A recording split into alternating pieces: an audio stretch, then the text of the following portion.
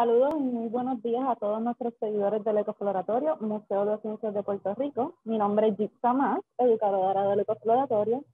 Y hoy, como todos los días de esta semana, tendremos un webinar a las 11. Hoy tenemos lo que sería una doble tanda. Tenemos dos recursos excelentes para todos ustedes. Tenemos al caballero Edric Marrero, que es un agrónomo, y a Ángel Román, que es un hidrólogo. Para la sección de preguntas, saludos y cualquier duda que tengan, nos pueden escribir si están por Facebook en la sección de comentarios, y si están por el área de Zoom, en el área de Q&A, Questions and Answers, y los estaremos contestando una vez que termine la presentación. Les recuerdo que tendremos uno a las 11, uno a las 3 y uno a las 5. Les presento a Edric Marrero, quien estará comenzando en la mañana de hoy con nosotros. Muchas gracias, Jitsa, ¿verdad? Yo soy el agrónomo Edric Marrero. Hace unos 2 meses y medio laboro para la Agencia de Conservación de Recursos Naturales del Departamento de Agricultura de Estados Unidos. Y hoy pues voy a compartir con ustedes una presentación acerca de nuestra agencia, ¿verdad? Sus orígenes y su trayectoria a través de 85 años, ayudando a las personas a ayudar a la tierra, ¿verdad? Ese es el lema, Helping People, Help the Land. Así que vamos a tener la oportunidad, ¿verdad? De entender un poco cómo trabaja NRCS, que es Natural Resources Conservation Service. Y específicamente yo trabajo y cubro lo que es el área de Puerto Rico y las Islas Vírgenes Nuevas.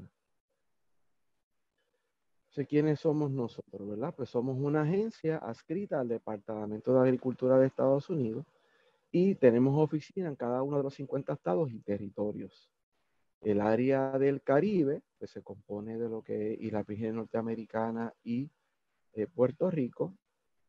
Y también hay otra área que es el área del Pacífico, ¿verdad? Que allí están las Islas Marshall y una serie de Micronesia y otra serie de islas que también le damos servicio.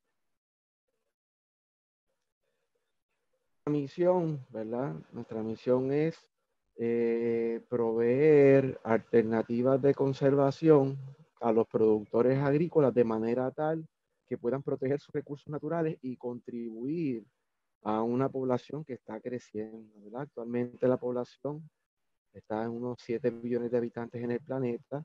Se espera que para el año 2050 estemos cerca de 9 billones.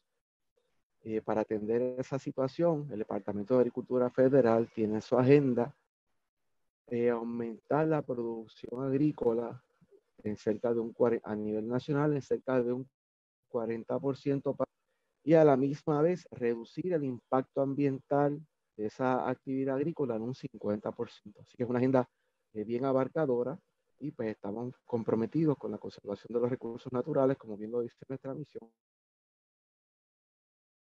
y alimentar a esta población que sigue creciendo en el planeta. Nuestra visión es tener un mundo de agua abundante y limpia, suelos saludables, ambientes que sean resilientes y comunidades agrícolas vibrantes que de manera voluntaria contribuyan a la conservación de los recursos naturales. Nuestra agencia, una de las que tiene es que los productores que participan de nuestros programas lo hacen de manera voluntaria. Nosotros somos una agencia que contribuimos a conservar los recursos naturales en manos que en fincas o terrenos que están en manos privadas, ¿verdad? Y uno de los elementos de nuestra visión son los suelos saludables. Y esa es una iniciativa que se viene trabajando hace ya varios años en todos los estados y territorios. Y aquí en Puerto Rico tenemos un equipo de científicos sumamente comprometidos, ¿verdad? Con mejorar la salud de nuestros suelos. Y es un tema que a través de nuestras redes sociales, en la página oficial de la agencia, van a haber diferentes iniciativas que vamos a estar trabajando y abordando en esa dirección. Actualmente estamos planificando un proyecto demostrativo para el uso de cobertoras en el cafetal. Y el uso de cobertoras en el cafetal tiene unos beneficios grandísimos para la conservación de los recursos naturales. Y no solamente estoy hablando de control de la erosión, sino que con el uso de cobertora creamos un suelo saludable, un suelo vivo. Y esas cobertoras aportan material y contribuyen a la infiltración de agua en el suelo. Y el mejor almacén que podemos tener para el agua, ¿verdad? En una finca son esas primeras capas del suelo, ¿verdad? Donde están las raíces de las plantas. Así que esta iniciativa, ¿verdad? Que estamos trabajando, yo sé que va a dar muy buenos resultados y va a abrir nuevos caminos de colaboración y cooperación con nuestros colaboradores. ¿Verdad? ¿Qué es lo que hacemos? ¿Verdad? Pues NRCS provee asistencia técnica y financiera a agricultores y ganaderos para que de manera voluntaria puedan contribuir a la conservación, mejorando el ambiente y trayendo beneficios para el agricultor. Y eso es algo que hay que tener bien claro, ¿verdad? Cuando hacemos conservación, no solamente contribuimos a la conservación de los recursos naturales, sino que contribuimos a la producción agrícola. Así que es un elemento que nos da doble ganancia. Conservamos los recursos naturales y a la misma vez contribuimos a la producción agrícola. Eso es sumamente, ¿verdad? Tenerlo presente. Aquí en la foto vemos una imagen con un cercado con ganado de ovejas y vemos unos predios que están divididos y es una de las rotación de predios, ¿verdad? Para que los animales tengan forraje fresco constantemente. ¿Verdad? Pues NRCS ayuda a los dueños de fincas privadas a hacer buenas decisiones para la conservación. Eso es sumamente importante. Nosotros somos un elemento que acompaña a ese productor, a ese dueño de ese terreno privado. Y al final es el dueño del terreno el que toma las decisiones de qué prácticas de conservación va a ser en la finca. Así que nuestra labor es una labor de acompañamiento, ¿verdad? Técnica, esa asesoría financiera que, ¿verdad? Que es una ayuda para que se puedan llevar a cabo las prácticas. En mi caso particular, ¿verdad? Yo funjo como agrónomo de área del Caribe y pertenezco a la división de servicios ecológicos, ¿verdad? En esa división tenemos un compañero que es biólogo, hay otro compañero que es especialista en recursos naturales, también trabaja con los recursos culturales, y tenemos, o vamos a tener próximamente un compañero que va a ser especialista en bosques y forrajes. Así que somos un grupo técnico, ¿verdad? Que le damos apoyo a otras agencias, a nuestro personal de campo.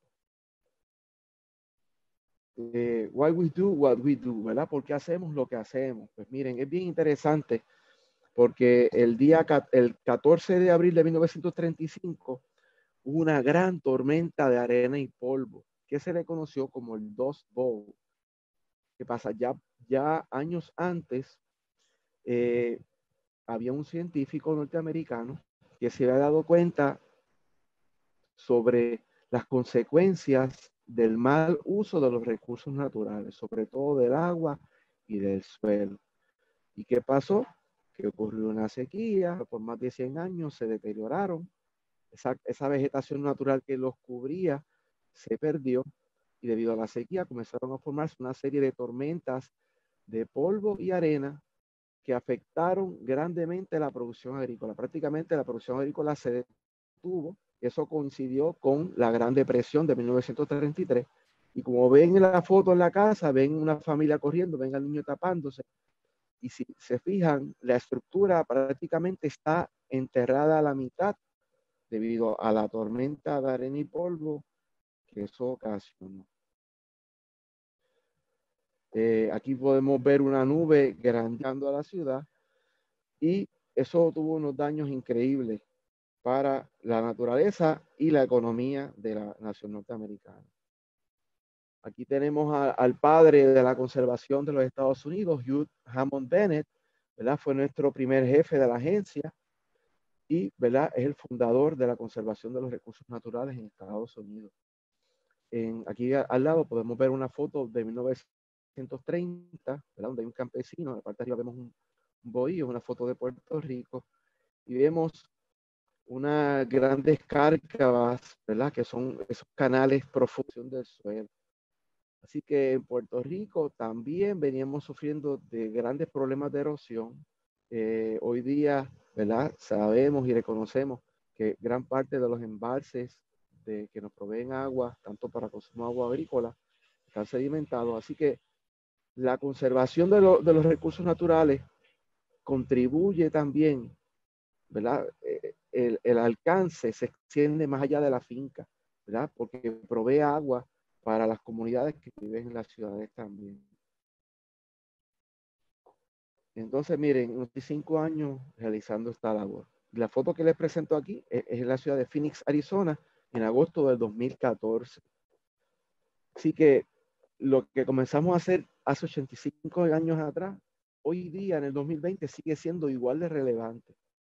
Inclusive yo diría que más relevante debido a los efectos que el cambio climático ha tenido en Puerto Rico y toda la zona del Caribe, también a nivel mundial. Sabemos que los episodios de lluvia y de sequía han cambiado grandemente. Los huracanes cada vez son más grandes. Hace 3 años tuvimos los estragos del huracán María. Así que hoy día, más que nunca en nuestra historia, es sumamente importante utilizar prácticas de conservación que contribuyan a la conservación de los recursos naturales y la producción agrícola. Aquí vamos a ver un overview, ¿verdad?, de las diferentes prácticas de conservación, ¿verdad? Aquí tenemos una foto de nuestro equipo siguiendo las medidas de seguridad, ¿verdad?, durante la pandemia, ¿verdad? Todos esos agricultores que necesiten nuestros servicios pueden escribirnos por correo electrónico, pueden ir a la página de internet oficial de nuestra agencia o pueden llamar a los diferentes teléfonos que se proveen allí para solicitar asistencia, ¿verdad? Dentro de nuestro plan de operaciones, actualmente hay al menos una persona por oficina, en oficinas de campo, que le pueden proveer servicio. Y si no desea visitar la oficina, puede comunicarse con nosotros a través de correo electrónico o vía telefónica. ¿Verdad? Pues, ¿cómo hacemos nuestro trabajo? ¿Verdad? NRCS tiene una metodología que está guiada por unos principios basados en la planificación, que son bien similares a la metodología que se utiliza cuando se realiza investigación cuantitativa o algún experimento. Así que son los 9 pasos para la conservación, ¿verdad? Hay un proceso de planificación. O sea, cuando llegamos a una finca a proveer servicios, no se toman decisiones a la ligera, ¿verdad? Hay que identificar el primer paso, ¿verdad? La primera etapa del proceso es la colección y análisis de información. Aquí vamos a estar identificando cuál es el problema. Luego vamos a determinar en colaboración con el dueño de la finca cuáles van a ser los objetivos para atender ese problema o esa oportunidad que tenga en la finca. Vamos a hacer un inventario de los recursos que tiene esa finca y luego vamos a proceder a hacer un análisis de lo que es disponible en esa finca. En base a ese análisis, vamos a pasar a la segunda fase del proceso, que es la fase de tomar decisiones. Aquí se van a formar unas alternativas, ¿verdad? Nosotros tenemos un listado de prácticas de conservación que va a atender esas necesidades que se identifiquen en esa finca. Luego se van a evaluar esas alternativas y se va a pasar a una etapa de toma de decisiones, ¿verdad? Y quiero resaltar que todo este proceso se hace en colaboración y directa con el productor de esa finca o con el dueño de la finca. Y luego pasamos a la última fase del proceso, que es la fase de aplicación, ¿verdad? Ya en esta fase vamos, ¿verdad? Se va a elaborar un plan de conservación y se va a implementar ese plan de conservación en la finca. Una vez se implementa ese plan de conservación, pasamos a una fase de seguimiento, ¿verdad? De monitoreo, donde vamos a estar dándole ese apoyo al agricultor y velando que esas prácticas de conservación se implementen de la manera correcta. ¿Okay? Así que básicamente ese es el proceso que seguimos al momento de implementar los planes de conservación en la finca. Entonces nosotros nos guiamos por una serie de programas, ¿verdad? Y como menciona aquí en la diapositiva, NRCS invierte en promedio $8 millones diarios en establecer prácticas de conservación que ayuden a los agricultores a producir de manera más efectiva y que sea más productiva a la misma vez que contribuimos a la conservación de los recursos naturales.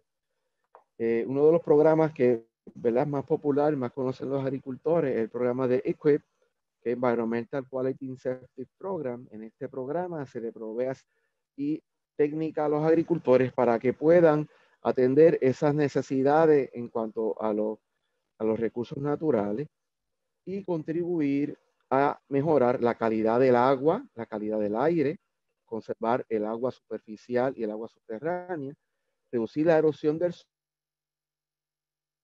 suelo y la sedimentación y mejorar y crear ambientes donde la vida silvestre, ¿verdad?, pueda desarrollarse, ¿verdad? La vida silvestre es un factor sumamente importante dentro de lo que es la conservación.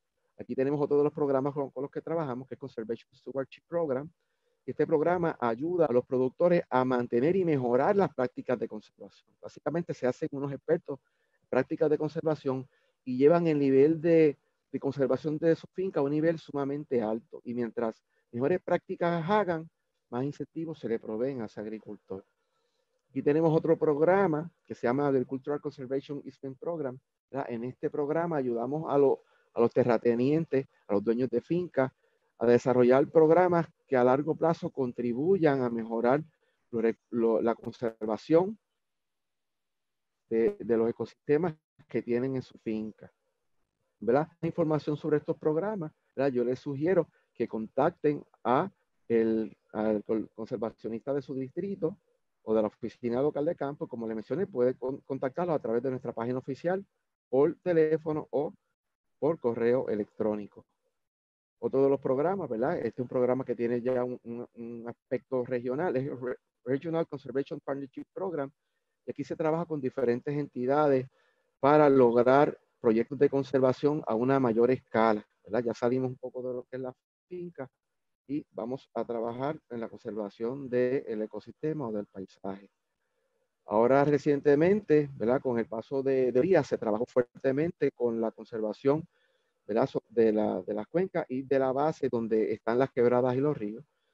Y es el Emergency Watershed Protection Program. Y entiendo que ahora con el paso de la última tormenta que nos afectó, este programa se va a activar y los agricultores pueden participar del mismo. Es un programa donde se limpian por donde pasan los cuerpos de agua para que evitar las inundaciones, ¿verdad? Y evitar que hayan daños sobre estructuras como puentes y otras áreas, otras infraestructuras de importancia para el ser humano.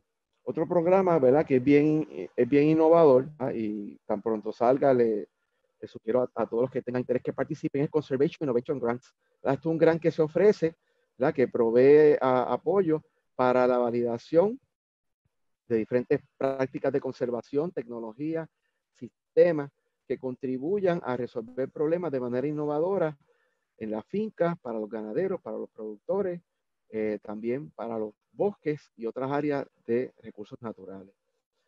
Es una convocatoria que sale anualmente, sale tanto a nivel estatal como a nivel nacional. Y en nuestra página oficial pueden conseguir mayor información.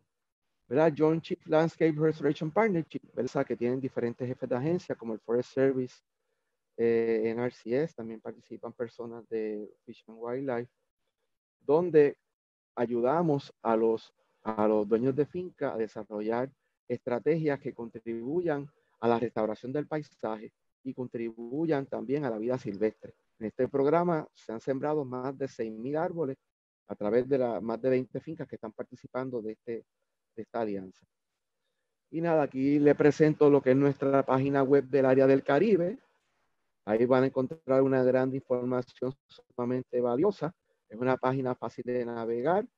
Están los tópicos, las noticias. Pueden contactarnos. Están toda la información de nuestros contactos vía dirección electrónica o teléfono. Y también están diferentes tópicos que son populares, como ayuda financiera, recursos técnicos, y los suelos del Caribe, ¿verdad? Nosotros también tenemos el catastro de suelo digital, que es el Web Soil Survey, y ahí todos los agricultores que tengan interés en conocer las características del suelo de su finca pueden accesarlo. También se le ha dado adiestramiento a diferentes colaboradores nuestros, como lo es el Servicio de Extensión Agrícola, y pues estoy con mucho gusto, tanto en nuestras oficinas locales como las diferentes dependencias de la agricultura, estoy seguro que lo pueden proveer la asistencia técnica que necesiten.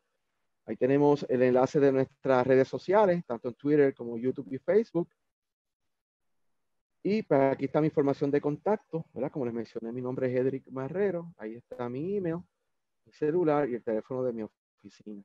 Así que estamos para servirle cualquier ayuda que necesiten. Estamos en la mejor disposición. Lisa, no sé si hay alguna pregunta para mí. Sí, hay varias. Tenemos varias. Quiero enviarle un saludo también a todos los que están participando con nosotros. Tengo varios. Voy a añadirlos al final. Y voy a comenzar aquí con una pregunta. Nos dice David Valentín, hay una nueva ley de calidad de agua para productos agrícolas de consumo. ¿Qué alternativas ofrece la agencia para mejorar la microbiología del agua? Muy bien, excelente pregunta, ¿verdad? Esa pregunta es súper pertinente y casualmente esta misma semana, de lunes a jueves, yo estoy participando del adiestramiento, ¿verdad? Sobre la nueva ley que es FSMA, que es Food Security Act, ¿verdad? Así que le pido a David Valentín, fue el que escribió, ¿verdad? Que esté pendiente Sí, de nuestras redes sociales, porque precisamente esa es una de las preguntas que tenemos nosotros, ¿verdad? Cómo esta nueva ley va a afectar las prácticas de conservación. Y precisamente por eso yo me estoy adiestrando para tener la certificación y en colaboración con la Universidad de Puerto Rico y otras dependencias, ver de qué manera podemos atender esas preocupaciones que tienen nuestros productores, ¿verdad? Esa nueva ley, ¿verdad? Mi primer adiestramiento fue ayer, es un adiestramiento de 4 días. Sí, es bien rigurosa en cuanto a la calidad del agua, porque el agua puede crear patógenos que si se lo aplicamos sobre los productos de consumo crudo, fresco, puede ocasionar contaminación microbiana o química. Así que es bien importante que los agricultores usen agua de buena calidad en la medida que les sea posible. Y esta ley lo que pide también es que lleven registros de calidad de agua, además de realizar muestreo. Pero que esté pendiente de las redes sociales, que próximamente vamos a estar publicando información de cómo podemos atender esas preocupaciones que tienen los agricultores referentes a esta nueva ley. perfecto. Aquí nos preguntan también qué tienen que hacer los agricultores para utilizar los servicios de el DNRCS, nos dice Francisco Rivera. Sí, NRCS. Muchas gracias, Francisco Rivera, ¿verdad? La primera etapa, ¿verdad? Que deben hacer los agricultores, pueden visitar la oficina local para que los orienten y la oficina local les van a pedir que registren su finca en el Farm Service Agency. ¿Ok? Una vez usted registre su finca en el Farm Service Agency, que es nuestra agencia hermana, pues ellos nos van a enviar el número de su finca y con el número de su finca coordinamos una visita para su finca para comenzar con el proceso de planificación que les mencioné previamente. ¿Ok? Así que puede pasar por nuestras oficinas locales para que los orienten. Y tenemos oficinas a través de toda la isla. Tenemos oficinas en San Sebastián, Arecibo, Utuado, Caguas, y también tenemos la oficina de Islas Vírgenes, además de nuestra oficina estatal que ubica en San Juan. Así que yo le diría que vaya a nuestra página web y allí va a encontrar toda la información que necesita y hay un mapa de los pueblos y las oficinas que le dan servicio. Así que si usted es de San Juan, pues la oficina de Cagua cubre el área de San Juan, porque es la oficina de campo. Si usted es de Vieques o Culebra, de igual manera la oficina de Cagua cubre Vieques y Culebra. Así que usted identifica su pueblo en el mapa y va a dirigirse a la oficina que le ofrece servicio en su área. Perfecto.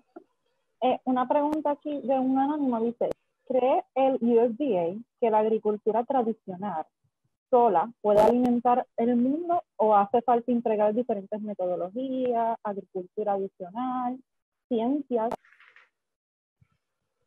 ¿Verdad? Excelente pregunta y obviamente pues no, Estados Unidos de América no tiene la capacidad de alimentar el mundo. Estamos hablando de 7 billones de habitantes moviéndonos a 9 billones de habitantes. Lo importante, ¿verdad? Y es parte de nuestra misión y la visión de nuestra agencia, es conservar esos recursos naturales para que la población que venga en el futuro tenga acceso a ellos, tenga acceso a recursos saludables, a calidad de agua, en cantidad y en calidad. Así que nuestra agencia contribuye a que eso suceda, ¿verdad? Conservar los recursos naturales para el futuro, para presente y futuras generaciones.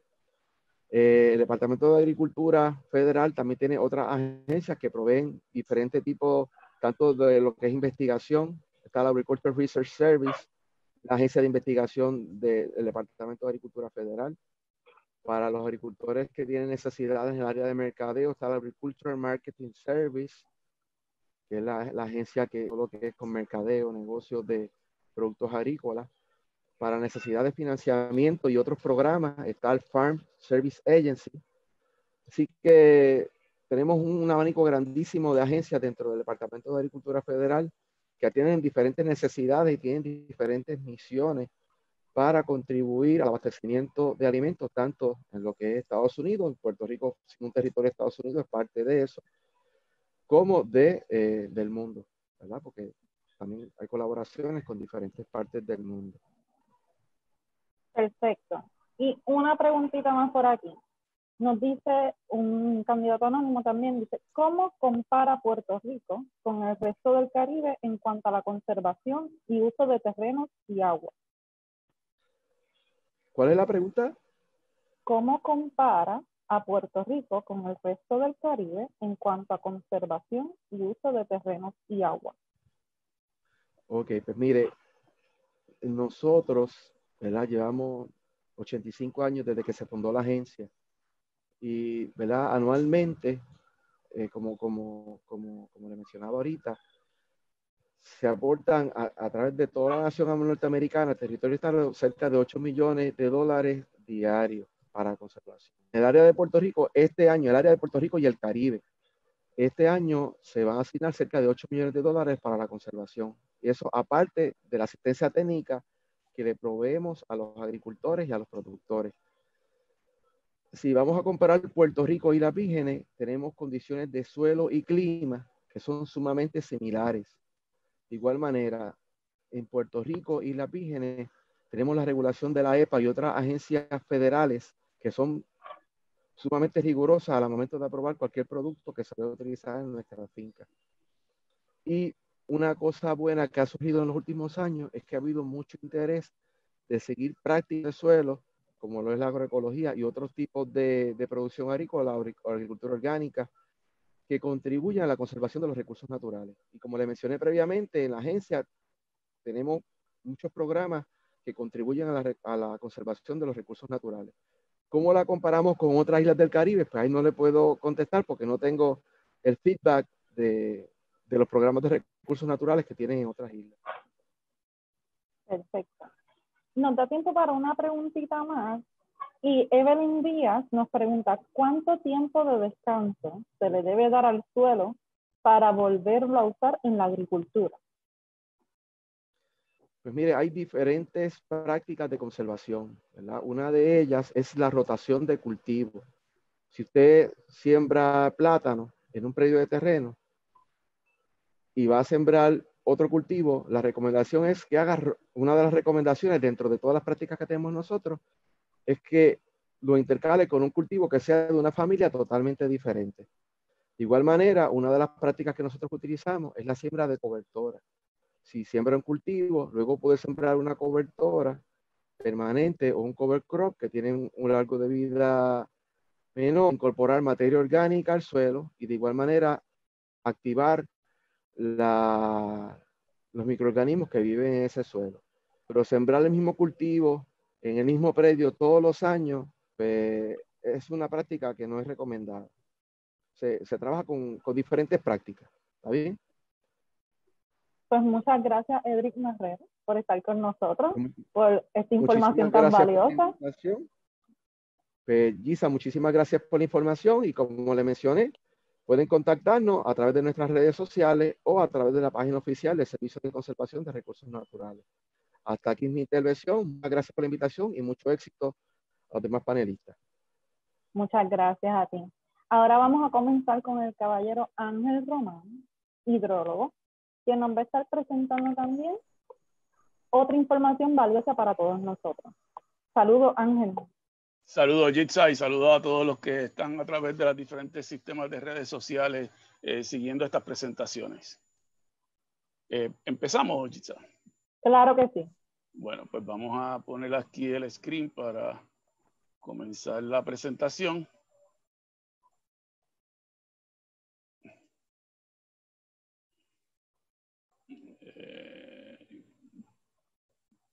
Yitza, no sé si ya lo podemos observar. Ya lo podemos ver, sí. Perfecto, pues, puede comenzar. Bueno, pues buenos días a todos. Ángel Román Mas, hidrólogo con la organización, la Fundación Román Mas. Esta organización pues se ha dedicado históricamente a los estudios de los recursos de agua en el país, con un gran énfasis en asegurar que estos recursos de agua están específicamente disponibles para la actividad agrícola, que entendemos que es una actividad de primera importancia en el país. Esta es nuestra tercera participación en este tipo de actividad que promueve la Asociación de Biotecnología Agrícola, y la primera participación la hicimos en el 2016, luego en el 2018 y ahora en el 2020. Así que entendíamos prudente empezar por hacer un poquito de recuento rápido de lo que hemos dicho en el pasado.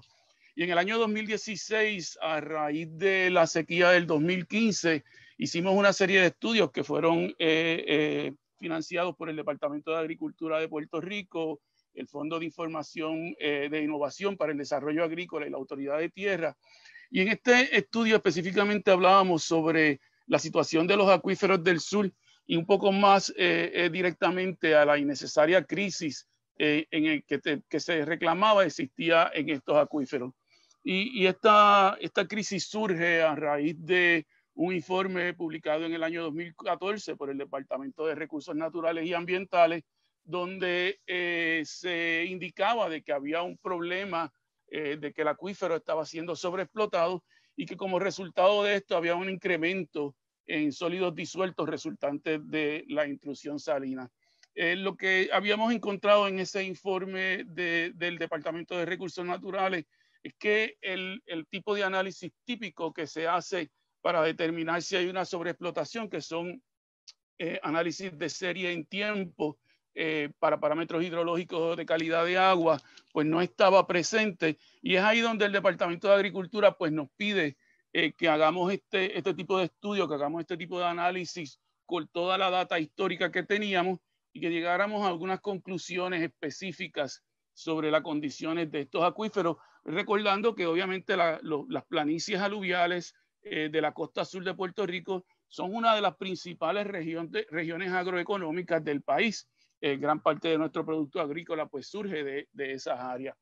El estudio demostró en primera instancia que había habido una reducción en el uso de aguas subterráneas de alrededor de un 85% a partir de inicios de los años 90. También el estudio demostró que los récords de niveles de agua y los récords de calidad de agua reflejaban fluctuaciones temporales cíclicas asociadas a los patrones de lluvia, pero que no reflejaban un patrón de reducción en el nivel freático o una degradación de la calidad de las aguas por intrusión salina.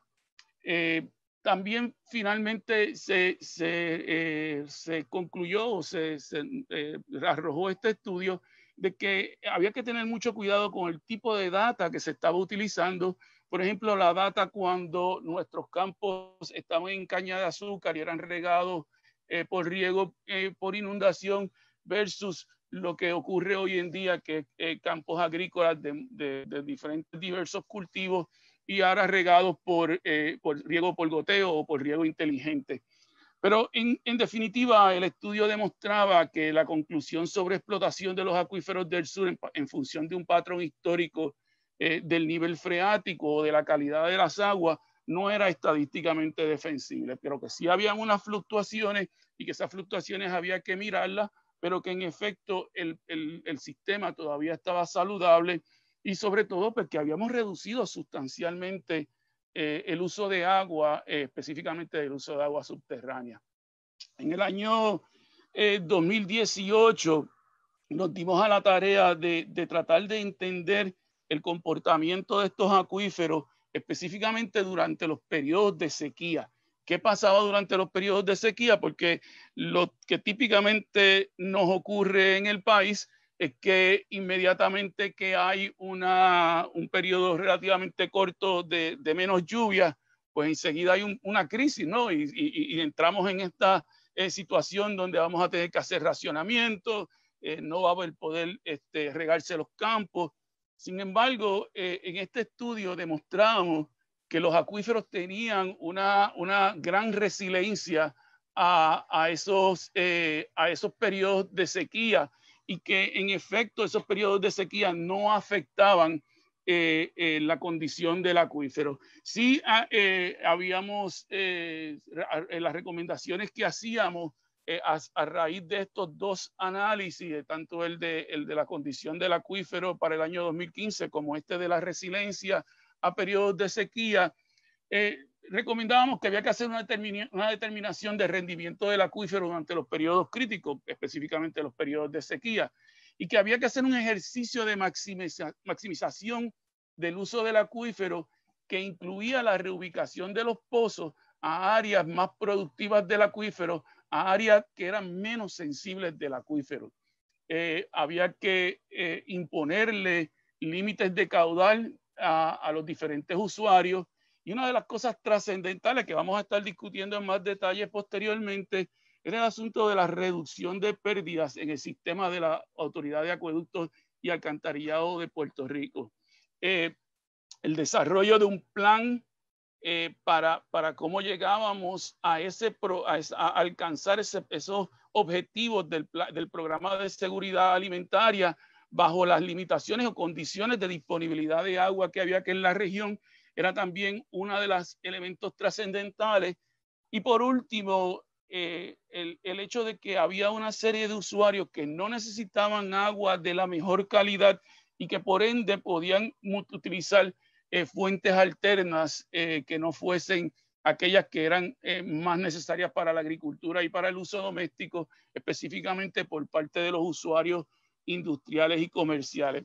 En fin, estos dos estudios nos demostraban que estos acuíferos tenían una gran capacidad de mantenerse hábiles aún durante los periodos de sequía más trascendentales, y que sí había un proceso de analizar la condición en el pasado y la condición prospectiva de estos acuíferos, pero que no había una crisis en particular y que deberíamos sí irnos a un plan de manejo de este recurso mucho más preciso, mucho más basado en nuestro conocimiento científico. Desafortunadamente, la respuesta gubernamental a algunas de estas posiciones fue el de promover lo que se conoce como el proyecto de recarga artificial del abanico aluvial del río Nigua en Salinas. Y lo que hace un proyecto de recarga artificial es que trae agua de algún otro lugar, específicamente en este caso del embalse Patilla, y lo recargaba artificialmente lo inyectaban al acuífero. Y este proyecto son proyectos que en el pasado han tenido muy poco éxito. Mientras era hidrólogo con el Servicio Geológico Federal, hicimos varios de estos proyectos, hicimos varias simulaciones y análisis de campo sobre este tipo de proyectos, demostrando que sus limitaciones son muy amplias y que no era lo más efectivo para tratar cualquier situación que tuviese el acuífero. En conclusión, el análisis llegaba a la conclusión de que cualquier intento de extraer agua del embalse Patilla para hacer recarga artificial al acuífero iba a reducir el nivel de servicio a los usuarios primarios de este embalse, específicamente los usuarios domésticos y agrícolas, y se comprometía sustancialmente el servicio a los usuarios secundarios de este embalse, que eran los usuarios industriales y comerciales. Se concluía y se demostraba que el acuífero naturalmente es recargado a través de los canales de riego, así que ya hay una aportación de estos sistemas de riego al acuífero y que fluctuaba entre 2 y 3 millones de galones diarios. También se concluye este análisis que no hay disponibilidad de agua de los embalses para recargar el acuífero durante los periodos de sequía, precisamente cuando la falta de lluvia y de recarga asociada a esa lluvia reducía el nivel freático y donde se hacían las alegaciones de que el acuífero entraba en una condición crítica.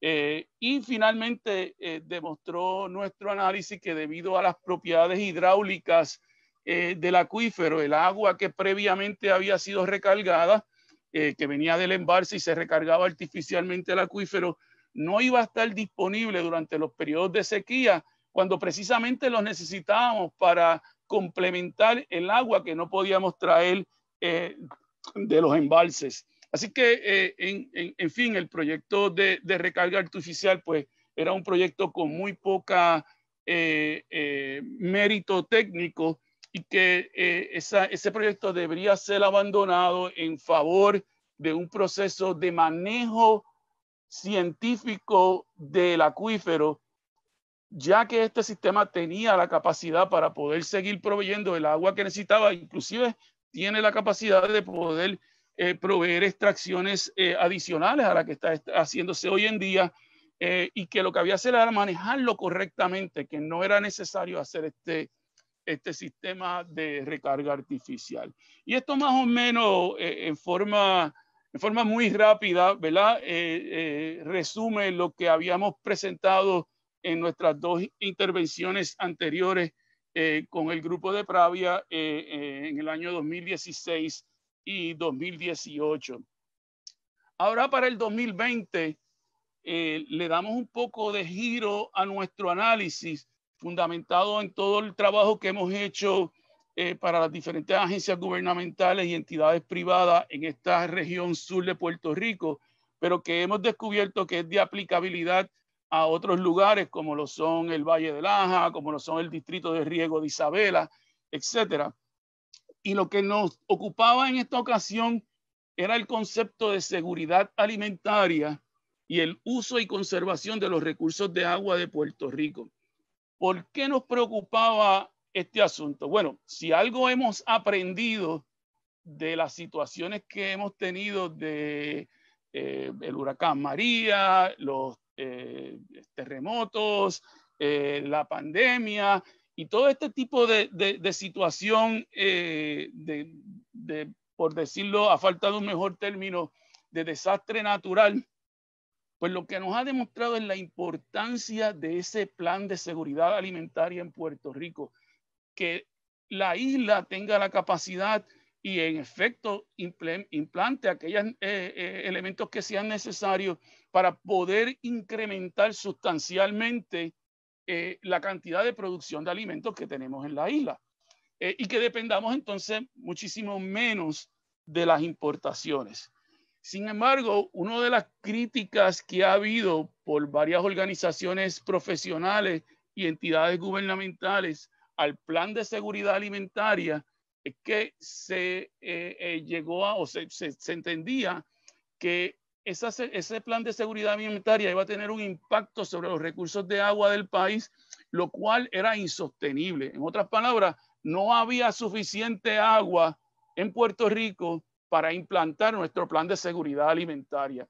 Y lo que vamos a tratar de hacer en la mañana de hoy es discutir ese concepto de seguridad alimentaria, uso y conservación de los recursos de agua de la isla. Si yo hago mi trabajo más o menos bien, deberíamos poder ver o concluir varias cosas. Primero, que la actividad agrícola ha sido muy efectiva en el uso y conservación de los recursos de agua en comparación con otros sectores, y que en efecto sí hay la disponibilidad del recurso agua para poder implantar nuestro plan de seguridad alimentaria. Para presentar nuestros análisis, hemos escogido la región conocida como el Distrito de Riego de Guayama. Esto comprende los municipios de Patilla, Arroyo, Guayama y Salinas. Esto en el plan estratégico de uso de agua de Puerto Rico se conoce como la región sureste de la isla. Y esta región, pues obviamente es una región relativamente árida, donde la evapotranspiración anual excede por mucho la lluvia anual y que depende efectivamente de unos sistemas de agua que fueron creados a principios de los años 1900 y que han estado funcionando desde ese entonces. Específicamente el sistema de riego de Costa Azul en su sector, en el distrito de Guayama, o el sistema de Patillas, también conocido como el sistema de Patillas, que incluye el lago Patillas, incluye el lago Carite y los sus correspondientes canales de riego, el canal Patillas y el canal Guamaní, y obviamente incluye los acuíferos contenidos dentro de los depósitos aluviales costeros. La condición que tenemos hoy en día es que lamentablemente el sistema Carite-Guamaní está comprometido en más de un 80% en brindarle agua a la planta de Calle y Farallón, y obviamente este sistema ha dejado de proveer agua a estos municipios de la costa sur de Puerto Rico. Y obviamente también una de las cosas bien importantes es que estos sistemas han sido utilizados por la Autoridad de Acueductos y Alcantarillados, que tiene varias plantas de filtraciones que toman agua ya sea directamente del lago Patilla o que toman agua del lago del propio canal de riegos Patilla.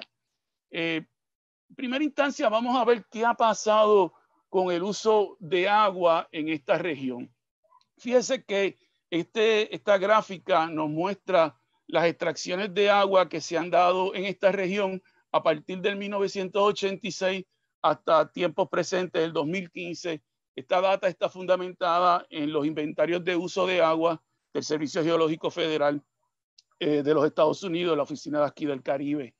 Y una de las cosas que tenemos que ver es que esta región ha experimentado a partir de tarde en los años 80 hasta el presente una reducción en las extracciones de agua, en el agua que se consume para todos los sectores, de alrededor de un 51%. Fíjese que tarde en los años 80 esta región utilizaba cerca de 60 millones de galones diarios, mientras que hoy en día está alrededor de los 29.5 millones de galones. En efecto, una reducción de un 51%, que es una reducción trascendental. Cabe destacar que en términos de las aguas superficiales, los surface water, que en este caso es el lago Patilla, en esencia es la única fuente de aguas superficiales que nutre esta región, ha habido una reducción de un 50%, de 46.8 millones de galones diarios para tarde en los años 80 a unos 23.2 millones de galones en el año 2010-2015. De forma similar, los sistemas de agua subterránea han habido una reducción de un 67%, de 19.5 millones de galones diarios tarde en los años 80 a unos 6.5 millones de galones diarios al presente. Así que en términos generales esta región ha experimentado una reducción significativa en la cantidad de agua que utilizamos. ¿Cuáles son los usuarios principales? El usuario doméstico y el usuario agrícola. Vamos a ver lo que pasa con el usuario doméstico. Resulta que el usuario doméstico, contrario a lo que mencionamos en la gráfica anterior, que mostrábamos una reducción en la cantidad de agua utilizada o la cantidad de aguas extraídas, el usuario doméstico ha incrementado en un 100%, de 10 millones de galones diarios para 1995 a 20 millones de galones diarios para el 2015. Así que, y fíjese que la cantidad de aguas superficiales, de nuevo el lago Patillas, incrementó en 150%, de 6 millones de galones diarios a 15 millones de galones diarios. Por el contrario, las aguas subterráneas, el consumo de agua subterránea para el uso doméstico ha permanecido muy similar a través del periodo de 1995 al presente. Pero es importante hacer destacar que el usuario doméstico, mientras la región presenta en términos totales una reducción en el consumo de agua, el usuario doméstico ha incrementado el uso de agua y lo ha incrementado significativamente a un 100% de lo que era a finales de los años 80. Y ese incremento está mayormente fundamentado en extracciones de agua del lago Patilla y del sistema de riego Costa Sur en su sector Guayama, que cabe destacar que son aguas que por ley le pertenecen a los campos agrícolas y que usuarios otros que no sean agrícolas solamente pueden recibir agua cuando se ha abastecido totalmente la agricultura. Así que en esencia, y cabe destacar que este sistema de Patillas no está bajo la ley de agua de Puerto Rico, sino que está bajo una ley particular, la ley de riego de Costa Sur, y que su uso por ley primario tiene que ser los campos agrícolas, los demás usuarios viniendo cuando hay exceso de agua. Una de las cosas que queremos entrar rápidamente, y esto es algo que yo creo que todo el mundo conoce, pero ciertamente el uso doméstico pues tiene unos espacios que son muy críticos que tenemos que mirar.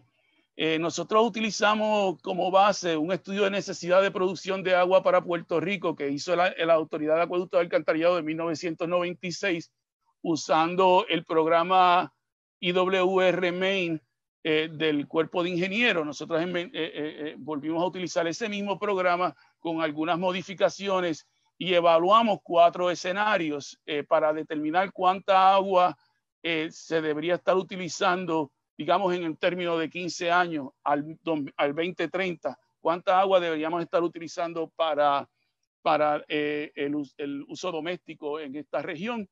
Y determinamos que si no se hace nada con los sistemas, simplemente los sistemas continúan en el mismo estado en que están hoy en día, debemos ir de 20.16 millones de galones diarios a 22.38 millones de galones diarios.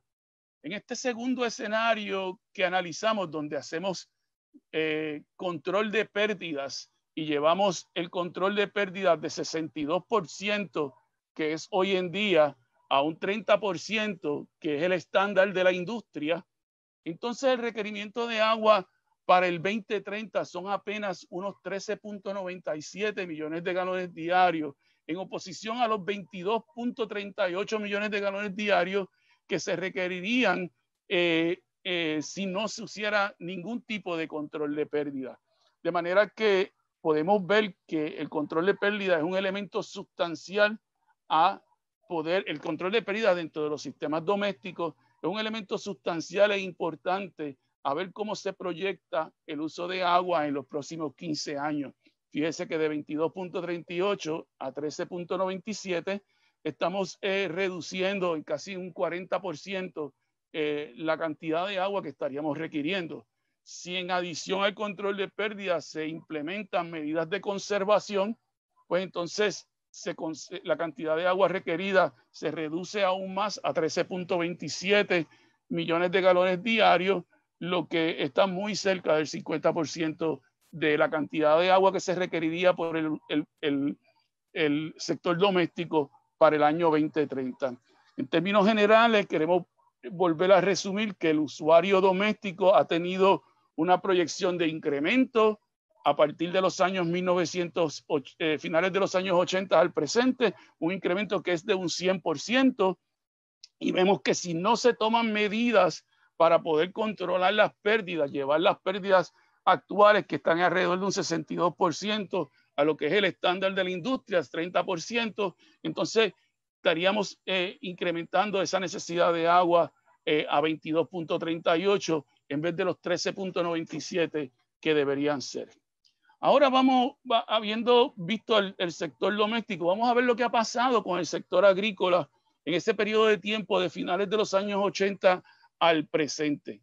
Fíjese que contrario al usuario doméstico, las extracciones de agua para el sector agrícola en esta región se han reducido en un 81%, de más o menos 50 millones de galones diarios para 1995 a 9.5 millones de galones diarios para el 2015.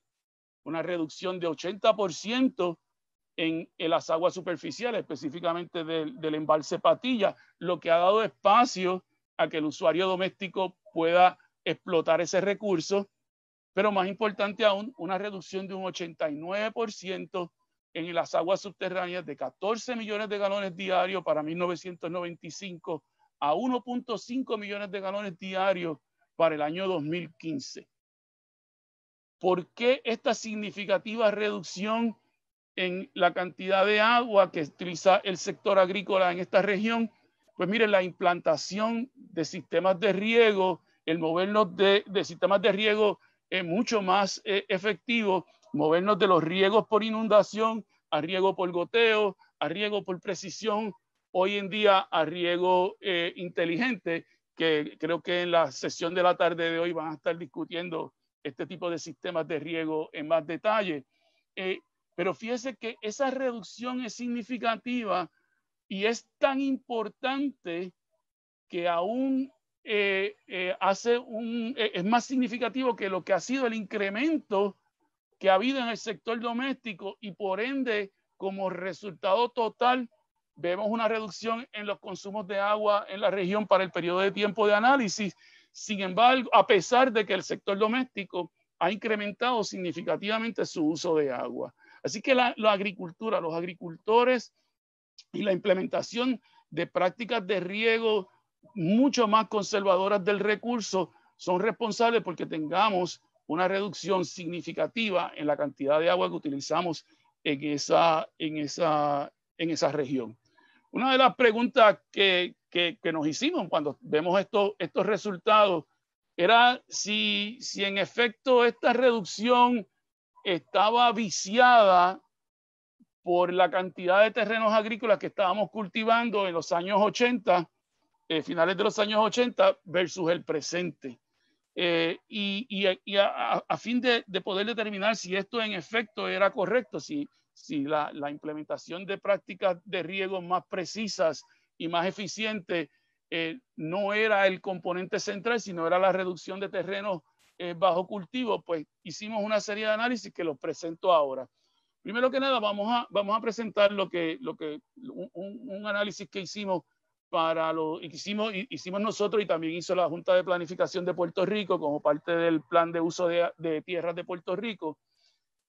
Los suelos de alto valor agrícola para esta región, ¿verdad? En los municipios de Arroyo, Patillas, Guayama y Salinas. Pues resulta que nos estamos mirando el número de cuerdas de estos terrenos de alto valor agrícola que existen en la región, que definimos alto valor agrícola como aquellos suelos que son incluidos en el catastro de suelo del NRCS como prime farmland if irrigated, prime farmland if drained, y los farmland of state importance. ¿Okay? Estos suelos, que son los suelos que tienen categorización agrícola del 1 al 4, los hemos agrupado por municipios. Y fíjese que en la región, dependiendo del ejercicio que usted mire, nosotros encontramos unas 34.198 cuerdas de terreno con estas propiedades. La Junta de Planificación utiliza el número de 38, o llegó al número de 31.518 cuerdas de terreno de alto valor agrícola en esta región. Este próximo gráfico muestra la cantidad de terrenos que han estado bajo cultivo desde 1982 hasta el 2017, basado en los datos del censo del Departamento de Agricultura Federal. En el eje de la izquierda tenemos la cantidad de terrenos bajo cultivos en cuerdas, y en el caso del eje de la derecha tenemos que esa cantidad de cuerdas, qué por ciento representa de los terrenos de alto valor agrícola. Y fíjense que en 1982, 87, estábamos en sobre 50.000 cuerdas de terrenos bajo cultivo, y sobre 160% de los terrenos agrícolas de alto valor eran cultivados. Hay una reducción en el año 1999, 1998, pero aún no permanecemos sobre el 100%. Y posteriormente sigue habiendo una reducción y ya para el año 2017 lo que hay son unas 22.000 cuerdas de terreno bajo cultivo, lo que representa cerca de un 70% de los terrenos de alto valor agrícola. Y esto es importante porque cuando miramos al plan de seguridad alimentaria, lo queremos ver en términos de que el 100% de nuestros terrenos de alto valor agrícola deben estar bajo cultivo. La implantación de tal programa de seguridad alimentaria tiene que empezar por coger aquellos terrenos de mayor valor agrícola y ponerlos a producir. Y entonces en esta región todavía estamos en un 70%, así que todavía tenemos un 30% de terrenos agrícolas de alto valor que queremos cultivar para implementar nuestro plan de seguridad alimentaria y que en efecto tenemos que hacer nuestros análisis de requerimiento de agua en función de ese 100% de estos terrenos agrícolas. Este próximo gráfico, y de nuevo volvemos atrás al concepto de que si en efecto teníamos una reducción en el nivel, en la cantidad de agua que extraíamos para la agricultura porque teníamos menos campos agrícolas, esta gráfica nos presenta el requerimiento de agua unitario en galones por cuerda. Esto está fundamentado en los datos de terrenos bajo cultivos del Departamento de Agricultura Federal y los inventarios de agua del Servicio Geológico Federal. Y fíjense que para finales de los años 80 estamos sobre los 1.000 galones por cuerda de terreno por día. Mientras que ya con la implantación de los sistemas de riego de mayor precisión y para el año 2015 estábamos en 289 con un promedio entre el 2005 y el 2015 de 232 galones por cuerda por día. ¿Qué significa esto? Que en efecto hemos reducido de sobre 1.000 galones por cuerda por día que utilizamos en los sistemas de riego de los finales de los años 80 a 232 galones por cuerda por día utilizados en los sistemas de riego mucho más modernos, mucho más efectivos que empezamos a implantar a partir del finales de los años 90. Así que no era la reducción de campos agrícolas bajo cultivo y sí era en efecto la implantación de estos sistemas de riego la responsable del cambio o la reducción en la cantidad de agua que estamos utilizando para la actividad agrícola. En el año 2014, el profesor Pérez Alegría del recinto universitario de Mayagüez hizo un estudio para el Departamento de Agricultura, también tratando de determinar los requerimientos de agua unitaria para la región sureste de Puerto Rico. Y Pérez Alegría concluye que obviamente concluye que hacen falta alrededor de 324 galones por cuerda por día. Esto es un poco más que lo que se requería, lo que decían los inventarios del Servicio Geológico Federal que se requieren, pero ciertamente muy significativamente más bajito que los 1.000 galones por cuerda por día que utilizábamos en los años 80. Y obviamente Pérez Alegría también señala que hay unas fluctuaciones cíclicas y temporales durante el año, con los meses de febrero y marzo, los meses de enero, febrero y marzo siendo los meses de mayor requerimiento de agua, reduciéndose sustancialmente hasta llegar al mes de octubre, que es nuestro septiembre y octubre, que son nuestros meses más mojados, de mayor lluvia, debo decir, y después entonces incrementándose en los meses de noviembre y diciembre. Así que, de acuerdo a los servicios geológicos federales y el censo del departamento, del Departamento de Agricultura, alrededor de 232, el estudio de Pérez Alegría, 324 galones por cuerda por día.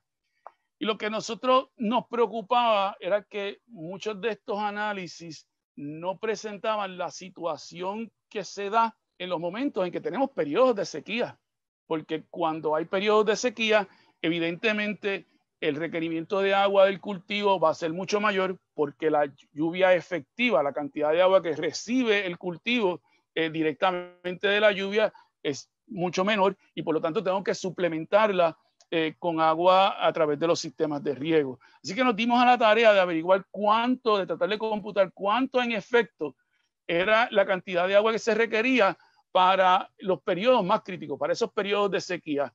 Nosotros utilizamos el método del servicio de NRCS que está descrito en el Water Irrigation Requirements Manual de 1993. Esto es el estándar en términos de hacer este análisis. No voy a entrar en todo este arreglo de ecuaciones, pero lo crítico es que nosotros utilizamos la lluvia efectiva que se daba para el año promedio de sequía. Básicamente cogimos en un récord que tiene sobre 100 años, hay sobre 100 años de récord de lluvia para la región. Utilizamos los 10 años más secos, sacamos un promedio de esos 10 años más secos y ese es, a partir de esos récords de lluvia es que creamos la lluvia efectiva. Y fíjese que en el caso de la región del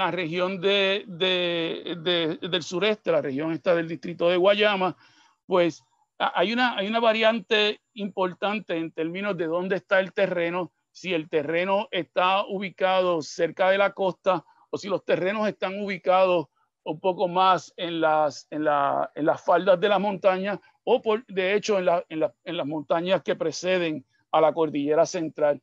Y en efecto, dependiendo de dónde estamos, va a haber una variación en términos de la cantidad de agua que requiero. Y si lo miro en términos general, nosotros concluimos que si van a requerir a unos 518 galones por cuerda por día, mientras si miro los terrenos donde sí puedo poner irrigación, los terrenos más cerca de la costa, donde los sistemas de riego son hábiles, pues estaría alrededor de las 811 galones por cuerda por día. Acuérdense que este es el requerimiento de agua para un evento de sequía extrema. No es el requerimiento de agua durante los periodos normales que deben estar muy cerca de lo que Pérez Alegría y lo que los inventarios del US Geological Survey demuestran. Esta es la cantidad de agua que vamos a necesitar para esos periodos críticos. Y es que en términos de planificación de agua tenemos que mirar estos periodos críticos porque no podemos depender de hacer una planificación para condiciones normales, sobre todo cuando sabemos que el cambio climático nos está trayendo muchísimos más eventos extremos que lo que se habían registrado en el pasado. Así que, en efecto, si miramos a la región como un todo durante estos periodos extremos de sequía, 518 galones por minuto. Si miramos a los terrenos más cerca de la costa, por sí solo, aquellos terrenos que están al sur de los sistemas de riego, 800 galones por cuerda por día durante estos periodos de sequía extrema. Aquí entonces ahora comparamos la cantidad de agua que iba a necesitar para esta región, para este distrito de riego de Guayama. Utilizamos el número de Pérez Alegría, el número del US Geological Survey y el número de nosotros y vemos que en efecto si estuviésemos a un 100% de los terrenos primarios, de los terrenos de alto valor agrícola, vamos a estar requiriendo alrededor de unos 18.3 millones de galones diarios para regar estos terrenos, particularmente durante los periodos más críticos de sequía. Si en efecto miramos, en vez de mirar a la totalidad de los terrenos de alta productividad agrícola en la región, miramos aquellos que sí tengo la capacidad con los sistemas existentes de regar, pues entonces se reduce significativamente la cantidad de agua que voy a necesitar a unos 13.7 millones de galones si estuviese mirando a un 100% de los terrenos irrigables que son terrenos de alto valor agrícola en esta área.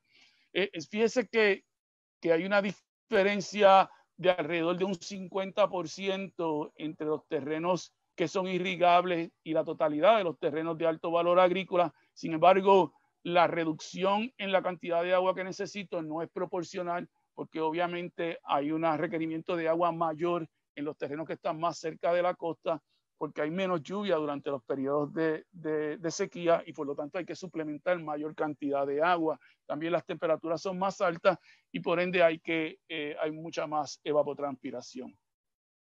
Pero en conclusión, tenemos que mirar a unos 18.3 millones de galones diarios para poder regar estos campos agrícolas que tenemos en esta región. Y ahora nos movemos a lo que dice nuestro Plan Integral de Recursos de Agua, que fue promulgado por el Departamento de Recursos Naturales en el año 2016. Ya con la información que hemos desarrollado de cuánto requiere el sector doméstico y cuánto requiere el sector agrícola, vamos a ver qué nos dice específicamente sobre el sector agrícola el Plan Integral de Recursos de Agua del DRNA. Y hay que recordar que esta es la herramienta de planificación bajo la cual yo voy a manejar, conservar y proteger los recursos de agua del país. Ese Plan Integral de Recursos de Agua es lo que es nuestra guía de cómo vamos a manejar este recurso. Así que fíjese que si yo no tengo seguridad alimentaria, ¿verdad? Si yo básicamente no hago ningún esfuerzo por incrementar los terrenos agrícolas que en esta región que están actualmente bajo cultivo, pues la región necesitaría para el año 2030 cerca de unos 12.27 millones de galones diarios. Uno de los problemas que tiene este análisis es que está sobrepesando el área de Salinas sustancialmente más que lo que serían los otros tres municipios, el de Arroyo, Guayama y Patillas, lo que implica que asume que el desarrollo agrícola de Salinas se va a mantener estático con muy poca variación a partir de ahora y hasta el 2030, pero más importante, que no va a haber incremento alguno en la capacidad en los cultivos en los municipios de Arroyo, Guayama y Patillas. Pero en efecto ellos dicen, mire, para el año 2030 usted va a requerir, si no hago ningún tipo de implantación del plan de seguridad alimentaria, voy a terminar cerca de 12.27 millones de galones. Sin embargo, el plan integral de recursos de agua dice, mire, si implemento seguridad alimentaria, estaría en 35.62 millones de galones de agua diario para poder alimentar la actividad agrícola en esa región. Nosotros hemos tratado de analizar de por qué surgen los 35.62 millones de galones, porque este número sobrepasa en casi tres veces mayor, o por lo menos 2.5 veces mayor que todos los estimados que hemos hecho de cuánta agua se requeriría si yo busco el 100% de los terrenos agrícolas de alto valor ecológico bajo cultivo. Y lo que queríamos mirar específicamente, déjame ver primero cómo se ve el arreglo del número de cuerdas que estarían bajo cultivo durante este escenario que promueve o que presenta el Departamento de Recursos Naturales. Y fíjese que esto está hablando de unas 28.234 cuerdas de terreno bajo cultivo para el año 2030 con el plan de seguridad alimentaria, divididas de forma más o menos proporcional entre Guayama y Salinas, con Patillas y Arroyo teniendo muy poco desarrollo adicional de campos agrícolas. Pero ese número no está muy lejos de los 31.000 cuerdas o 31.500 cuerdas que la Junta de Planificación de Puerto Rico dice que hay de terrenos de alto valor agrícola. Sin embargo, el problema sustancial está en la asignación de la cantidad de agua por cuerda por día que necesitan estos campos agrícolas. Fíjese que si bien para Arroyo, Guayama y Patillas el departamento asigna usos de agua que son, en el caso específico de Arroyo y Guayama, asigna usos unitarios, esos son en galones por día por cuerda, de 500 a 600. En el caso de Patillas le asigna a puras penas 167, pero en el caso de Salinas, que es la cantidad mayor de áreas bajo cultivo, le asigna usos unitarios de sobre 2.000 galones galones por cuerda por día. Y esos 2.000 galones por cuerda por día no guardan ninguna proporción con ninguno de los análisis que hemos presentado ni los datos de uso de agua que se han dado históricos. Esto hace que la región esté en un consumo de agua que pudiera fluctuar entre 1.200 y 1.600 galones por cuerda por día, lo cual es cerca de 4 veces la cantidad de agua que se debe estar utilizando en esta región en tiempos promedios y cerca de 2 veces la cantidad de agua que se debe utilizar en esta región durante los periodos más severos de sequía. Así que el plan tiene que ser revisado para atemperar estos usos, estos consumos de agua unitarios, galones por cuerda por día, a lo que son más real y a lo que demuestran tanto los inventarios de uso de agua como lo que demuestran los diferentes análisis, tanto el de Pérez Alegría del 2014 como el que hemos realizado nosotros recientemente. Una de las cosas que sí queremos ver dentro del plan de uso de agua es el conflicto de usuarios.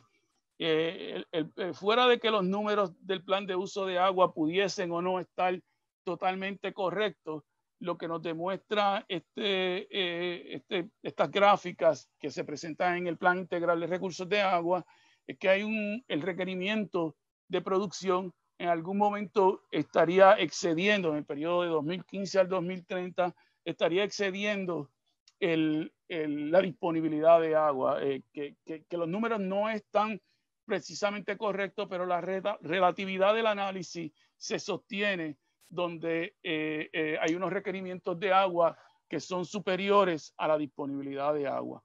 Así que, en esencia, nosotros lo que queríamos ahora es presentar cuál es el balance de agua de esta región.